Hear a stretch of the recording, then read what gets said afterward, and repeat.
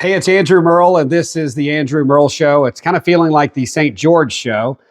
Most of you at this point in my life know me as the spokesperson and one of the organizers for the city of St. George. So when St. George news happens, I thought this would be a good vehicle to kind of convey that information, tell you what's happening, and kind of give you an idea of what might be coming next. So as far as the city of St. George goes, we'll get to that in a second. But something I learned basically today was that I was this many days old when I found out that my cat gnaws on my toothbrush when I leave it out. Now, I had thought for a long time that when I operate my toothbrush, and you can hear it, I was wondering why my cat would continuously come over to me and stare at me while I brushed my teeth. Then my wife looks over at me and says, well, it's because he chews your toothbrush when you leave it out. Well, when the hell were you going to tell me that? Didn't think you minded. You leave your toothbrush out all the time. Thought you knew. Nope, didn't know. So now I realize every time I forget to put my toothbrush up, the cat is gnawing on it. Like all the time, every single day. So both of us are now sharing a toothbrush. I feel like it's a step in our relationship.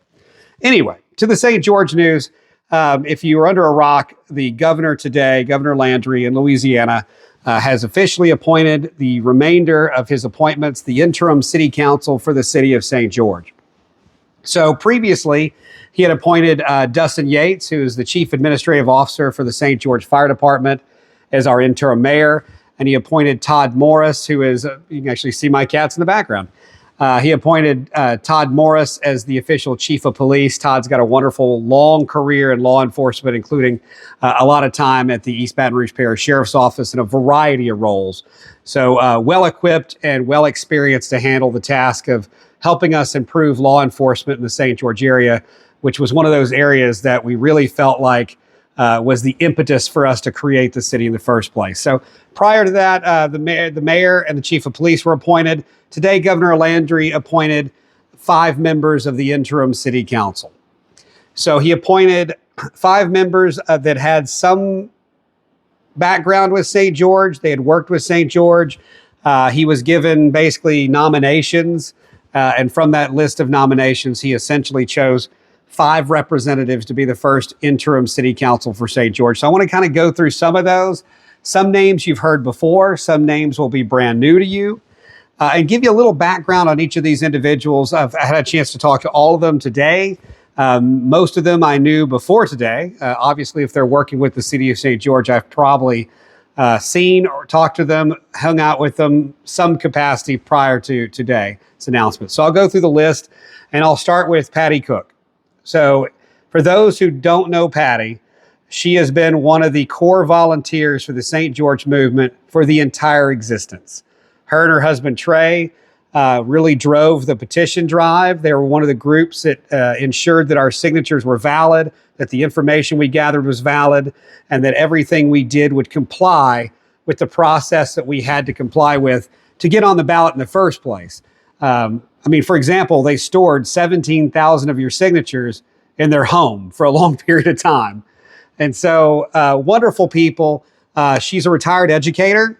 That is probably, it is, the impetus for her becoming involved with St. George was the creation of a better school system that would be a better future for our parish, better opportunities for our children, and maybe perhaps an opportunity for your children and your grandchildren to grow up here and live and stay here. So Patty's going to be a wonderful member because we've already seen the dedication and hard work that she puts in to the St. George effort. So I assume at the city council level, her effort and diligence will be exactly the same. Not only that, but she's not a politician. She has no desire to be a politician. She literally is in this for the creation of a better city. So second on the list of council appointments, Max Himmel.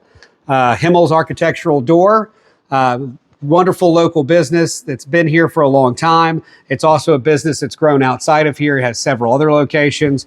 He's been hugely successful in business. I believe he owns part or all of a couple of Mercedes dealerships. He has been a significant supporter of St. George, both from a volunteer effort as well as a financial effort for a long time now. And I'll tell you truthfully, Max, and if you saw his quote in our press release, as well as the governor's press release, Max's onus is going to be on development. And to the standpoint of where he lives, I can tell you, it's off Hushitu Road. On Hushitu Road, you've had the population quintuple, multiply 5 times since the last time anything was done to Hushitu Road. That is a road that is 8 inches narrower than it legally should be. So Max wants to be a part of development and controlling development in the St. George area. Now, whoa, before you panic, contractors, because I know you are, before you panic, I've known Max for a long time. Max is not saying do not develop in St. George. He's not saying let's not have construction in St. George. What Max wants is, and I think I'm going to speak for him, and he can probably correct me if I'm wrong, but I think I'm not. What Max wants is smart development in St. George. And that means putting in infrastructure before you overdevelop an area. There's no reason to put 200 zero-lot garden homes in an area where the street is 2 lanes and is 8 inches narrower than it legally should be. I hate to say it, but Hushitu is one of those roads that I think of as a white crossroad. And what do I mean by that? The kind of road that's so dangerous that ultimately there'll be fatalities on it and families will put crosses there to remember their loved ones. And something needs to be done about that. It's a plague and a problem, not just in St. George, not just in East Baton Rouge Parish, but in our neighboring parish as well, especially the parishes around us that are developing so rapidly that they're not keeping up with their infrastructure and they're falling behind. Well, that's where we are. It's a whole lot easier to fix a problem from the beginning than it is to try to fix it after the fact. I believe the phrase is an ounce of prevention, a pound of cure. And I believe that's where Max's heart lies with development, is just making sure it's smart development and the infrastructure leads the development, not the development leading the infrastructure. So third on our list of interim city council members, Richie Edmonds. So to those who are concerned they were anti-development, Richie is a contractor, a licensed, I believe, commercial and residential contractor. He's been in business and successful for a long time now. He has been a volunteer. He has been a donor to the City of St. George effort. So he's been around a long time. I'm not going to sit there and say that the only reason Richie is on this is to honor his father. His father is a very big supporter of the City of St. George. I think Richie deserved this nomination on his own merit. And as I said before, it's balance. It's another successful small business owner. It's a contractor and a developer. So it's a guy who wants to do development and build houses and contract. That's literally what he does for a living. But he also wants smart development. So it's kind of a yin and a yang and some balance to our city council. Richie's going to be a great addition. He has been in public service for a long time now. He's had a stronger desire to get more involved in public service. And the beginning of a city is a great chance and opportunity to build a city from the ground up, as opposed to trying to fix things at a level down the road a couple hundred years where things are pretty ingrained in the government process. So number 4 on our list, Steve Monticello.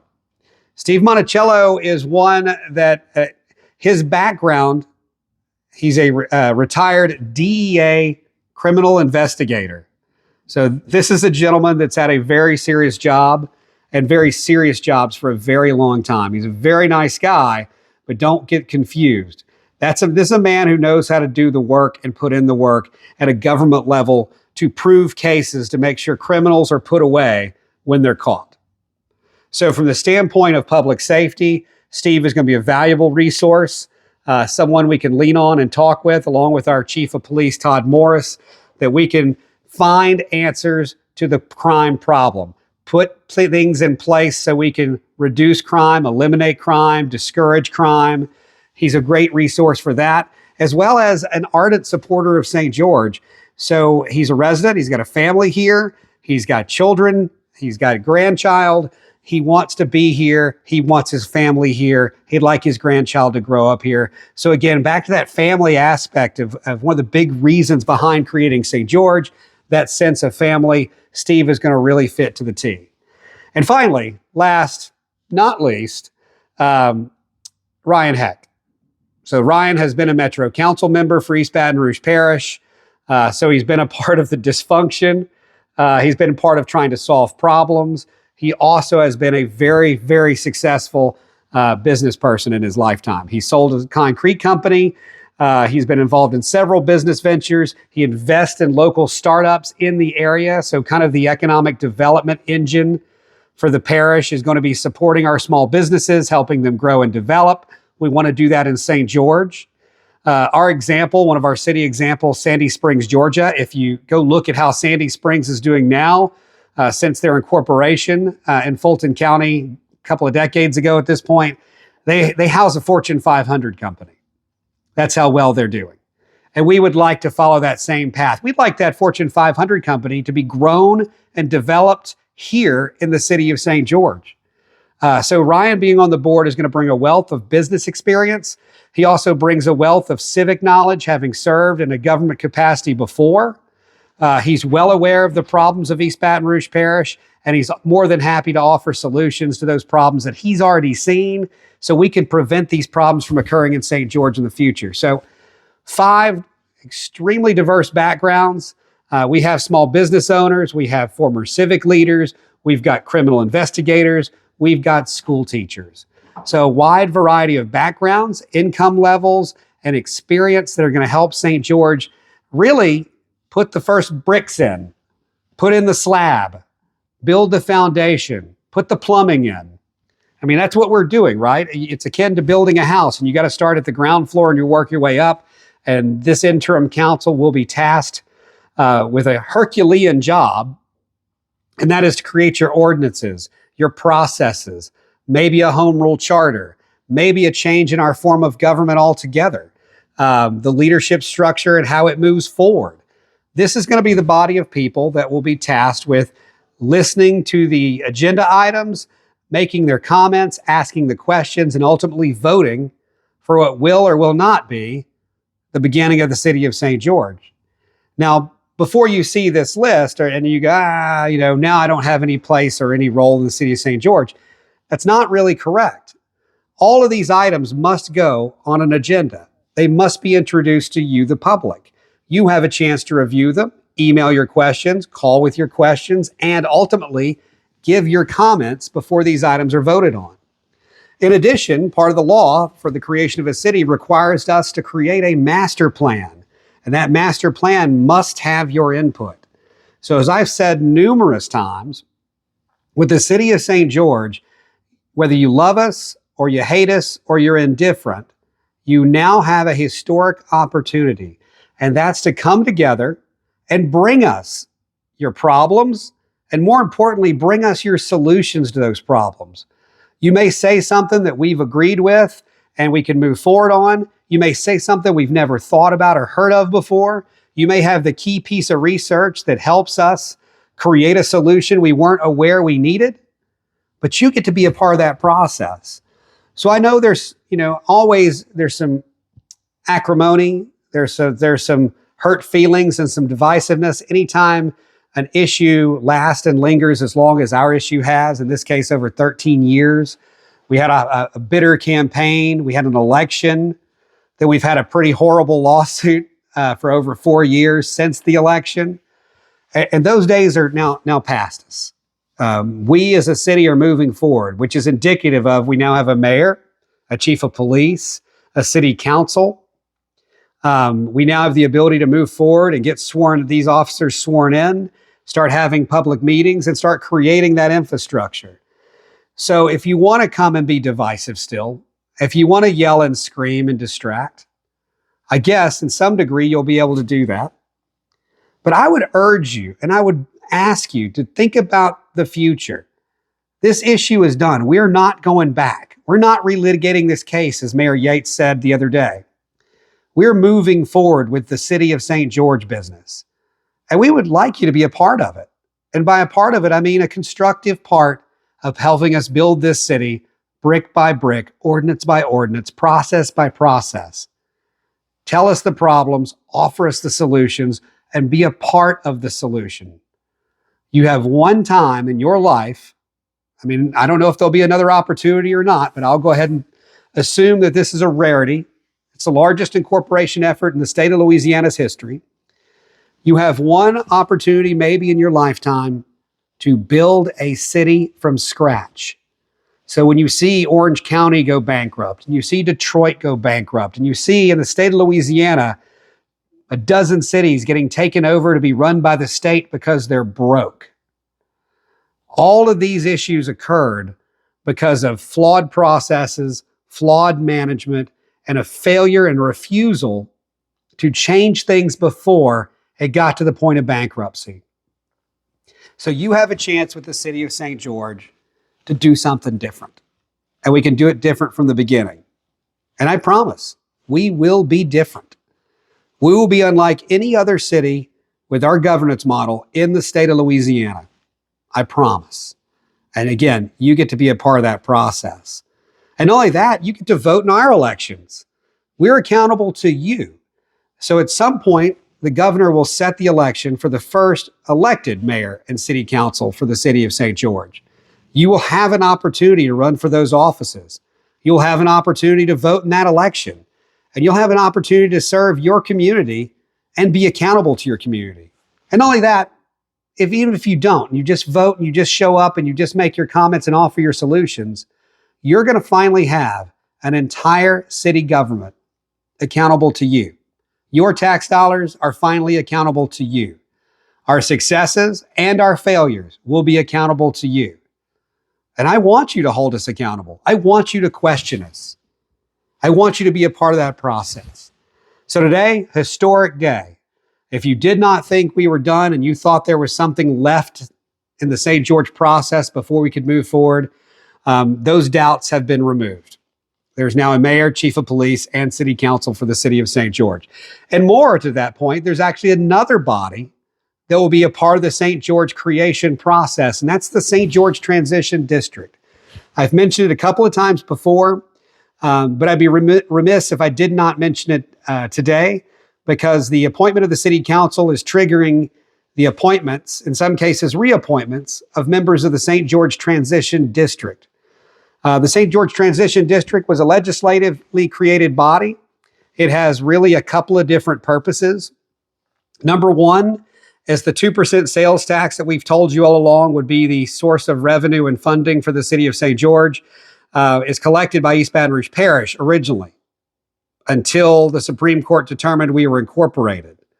Now that taxing authority is going to shift to the St. George Transition District, and that sales tax revenue will be the property of the St. George Transition District until such time as you get to vote on whether or not we keep and renew that tax. Not a new tax, you would elect and vote to renew the existing tax to fund the city of St. George. But until that time, the St. George Transition District is going to collect those funds and use those funds for the payment of all of our services, essentially. The services that are not covered by your current property tax millages will be funded out of our 2% sales tax. That amount will be roughly between $55 and $60 million annually. The $48.3 million in sales tax revenue you've heard of during the lawsuit was a number from 2017. Since 2017, the sales tax collections for the parish, as well as the city of St. George area, have gone up substantially, including during COVID. So that number is more like 55 to 58 million. As we begin collecting that revenue, we will also let you know, it's public record, exactly how much revenue the city of St. George will be having to operate on. So you'll know, were we telling the truth about how much revenue we had, or are you doubters correct? The other purpose of the St. George Transition District is to negotiate the transfer of services or renewal of services with East Baton Rouge Parish. In some cases, we think East Baton Rouge Parish actually does a decent job with some of these services, and we'll be looking to hopefully negotiate and renew our participation in those services. In other cases, the city of St. George will be looking to contract out for our own services. And at that point, we'll have to have a cutoff date from East Baton Rouge Parish so the city of St. George can begin collecting and processing those services and the East Baton Rouge Parish part of that can discontinue. This is going to be part of a negotiation process with East Baton Rouge Parish. Hopefully, at this point, they've done everything they could possibly do to prevent us and overturn a lawful election. Hopefully, at this juncture, they will change their course and elect to work together with us towards our future. And by that, I mean negotiating in good faith for the transfer of these services and the renewal of some services, so we can have a smooth transition, because we believe it's for the betterment of not just St. George. We believe our success is for the betterment of East Baton Rouge Parish. And the longer and more prolonged this process is, the worse it is for everyone. So we hope we're able to sit down in the next few weeks as the city council sits finally after getting sworn in and the transition district gets reappointed, that we can start sitting down and having productive, fruitful conversations with East Baton Rouge Parish's leadership. So we can start that process of moving forward, hopefully sooner than later. And then ultimately we can begin the city of St. George and be mindful of our promises that we've made to you. And hopefully you'll hold us accountable to those promises. And should we ever waver, you will take the corrective action you need to take through the election process to replace leadership that fails you or that's not accountable to you. Again, so a monumental day for us. Governor Landry has appointed 5 members to the interim St. George City Council to now complete the city council. He's appointed a chief of police and our interim mayor, Dustin Yates. And as we move forward, Mayor Yates and the city council will have plenty of announcements regarding meeting times, dates, locations, agenda items as they come up for introduction, as well as public comments and votes. And of course, as the city of St. George moves forward with creating a master plan, that's going to require public hearings, public meetings, and your opportunity to tell us what you think. What do you want to see in St. George? I'd like to know. If you'd like to leave a comment, tell me some solutions you have to St. George problems. Would you like to see more green space in the city of St. George? Are there cities out there that you would like to see us emulate moving forward? I can give you some examples off the top of my head. I really like what Sandy Springs, Georgia does. I love what Fairhope, Alabama does. I like Roswell, Georgia. I like the Woodlands. And I like what the city of Central's doing.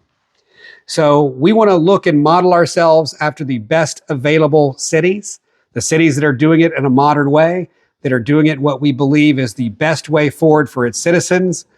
Sorry for the distraction of the cats every time they run up and down the stairs, which apparently is going to be the entire time I'm making this video. And yes, I have more than one cat, but only one cat is chewing on my toothbrush currently. So as we move forward, help us find best-in-class processes, help us find solutions, help us create the city of St. George. We look forward to working with you. I look forward to being a part of the process. These people that are involved, some of which are now on your city council, some of which will be on your transition district, I met 6 years ago as complete strangers. I did not know a single one of them. Well, I knew one guy when this process started. And now they're not strangers, they're friends, they're colleagues, they're peers, they're people I care about. They're a part of our community. And all I can hope for is their happiness and their success. And we're all working together to do that. And we want to work with you as well. So please, welcome to the city of St. George. It's a beautiful day. And it's going to be even better tomorrow. Thank you. It's Andrew Murrell Show. Again, you can always leave your comments. You can always email me, andrew@andrewmurrell.com. More podcasts in the future, more videos in the future. And some of them maybe will not be about St. George. Maybe it's more about the cat eating my toothbrush or other issues that I'd like to talk about, or more importantly, maybe you want to talk about. So reach out. It's Andrew Murrell. This is The Andrew Murrell Show.